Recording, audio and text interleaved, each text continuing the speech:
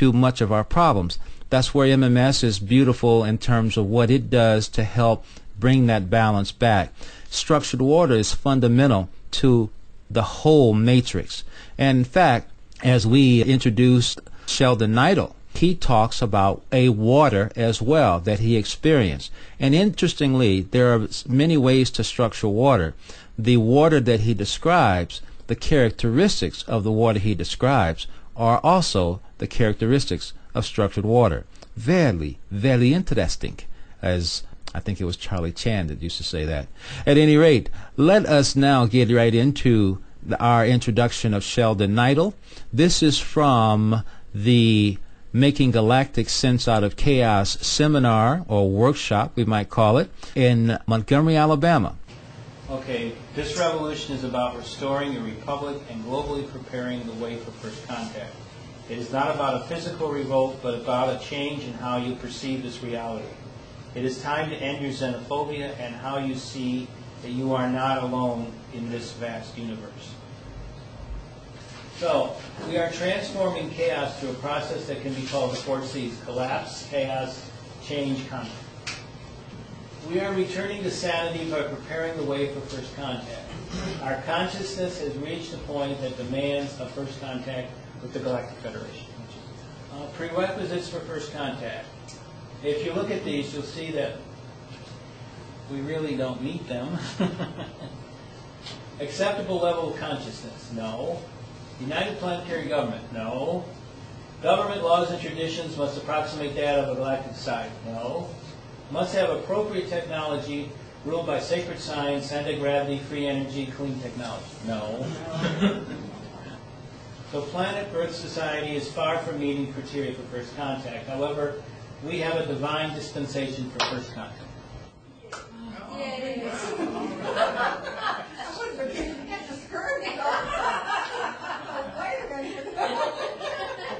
Oh my gosh, we have to meet all that? It's not going to be my lifetime after all.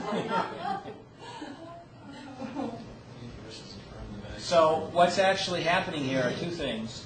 One, we have a divine dispensation, and two, basically heaven is accelerating our shift. Normally what would happen in about a few centuries, the universe is setting up to happen in less than 2 decades. We're in the very, very latter stages of that 2 decades time frame. That means that the Galactic Federation in the spiritual hierarchy will accelerate our growth toward full consciousness by changing our DNA, adding new chakras, and making us more aware of who and what we are, which is what we were just talking about.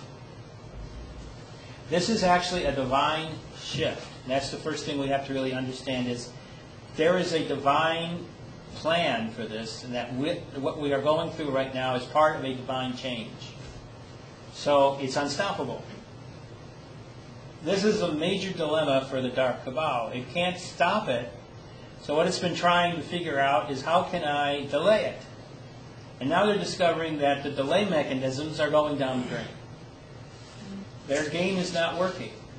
So we have a divine power within us to change our world and choose to prepare for first contact. First contact is the final stage to your return to full consciousness. What does that look like? Imagine a world in which manipulation, misinformation, and servitude do not exist. I think people would prefer that. Now, spiritual and space families reunite in service to move humanity back into full consciousness. It is a time when we can rejoin our galactic family in the fully conscious universe. That's the world of sanity. But this world is insane. This is basically a weird world run by a bunch of crazy psychopaths. Now, the Oscar goes to? We haven't finished the movie yet. We got to get off stage. I'm sure they're playing that part as a big joke. Okay, now, how do you participate? Do you know? Do you do what your heart says for you to do your joy? This is the beginning of the age of democracy. Are you ready to live in a sane world? And by democracy, we're talking about divine will, free will, with sovereign beings interacting with one another on an equal basis and accepting and being one with each other. And once you do that, this is basically what a galactic society is all based upon. you equally honor yourselves for who and what you are and for what you are more talented at doing, so that each person's talent can contribute to the betterment of the whole. Which is called creative problem solving. So, I talk to so many people and they don't know what their joy would be. They go, I don't know what that would be. And, you know, we need to take a moment out so then they go, if I could do anything, what would I do? You know, what would I spend my time on? It's real important to explore that, I think. And even start implementing it, but, you know, we all are working these jobs and whatnot, but it really is important to explore that. What is your joy? mm-hmm. We're not expected to express our political actions to vote something. So you're asking if it's necessary to be politically active. Is that the question? If that brings you joy, go right ahead, because we do need some people who are politically active. Yeah, so some people are being called to do that. We play a teaching role. It's talking about knowing Or and sharing. seeing yourself and interacting as equals. You know, politics and equality are like oil and water. Right. We've been keeping those things apart. You know, we're talking about doing things in a totally different way, but you've got to see yourself as an equal as well as the person you disagree with as an equal. Yes. That's not happening presently within this world. So it's still an individual, it's an inner journey that we're working to actually experience and practice what equality is with each other and even with ourselves. Seeing Right. ourselves, looking at each other, heart to heart. My joy is to finish the mission of PAO and go home. And home is? Cirrus. Some people will stay on the planet and create the new society here. And some of us know that that isn't what we're meant to do. We're meant to go and do something else, and we don't know what that is. But a little R&R, and then decide what spiritually would serve our soul purpose. I'm going to enjoy what I'm doing, which is I would love to flesh out this organization and have it do all the things it's fully potentialized to do. That would be wonderful. So, Okay, moving along. moving along, next slide. The one I like, it was sent to me. I like that. Wow. It's my favorite slide. I always figure a way to throw it in. Oh, you bet. This lady sent it to me. And she did it, and she sent me an email with an attachment, and that was it.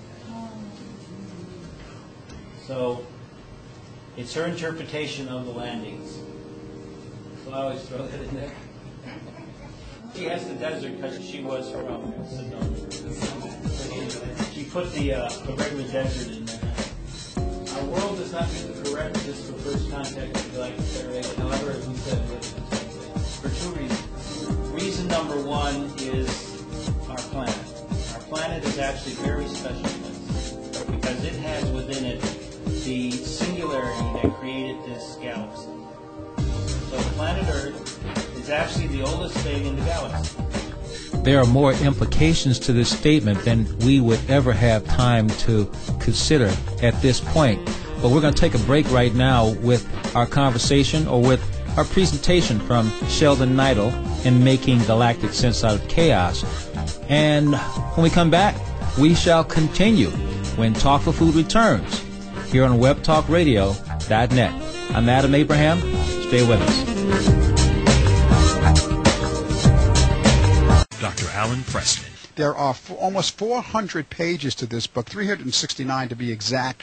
Every page is chock full of information. He's right, magnesium, crucial. 68% of us in this country do not consume enough of this incredible mineral involved in 325 enzymatic reactions in our body, most of them concerning the generation of energy. And baby, you need energy to heal. Your power to maintain and restore well-being is enhanced when you know what magnesium naturally does for you and the wide-ranging consequences of deficiency. In addition, Dr. Circus introduces a simple but elegant way to replenish the body's stores of Mother Nature's catalyst for health. Order your copy of Transdermal Magnesium Therapy today at Amazon.com and fine bookstores everywhere. We come in all shapes and sizes, but for all our apparent differences, we share an important oneness.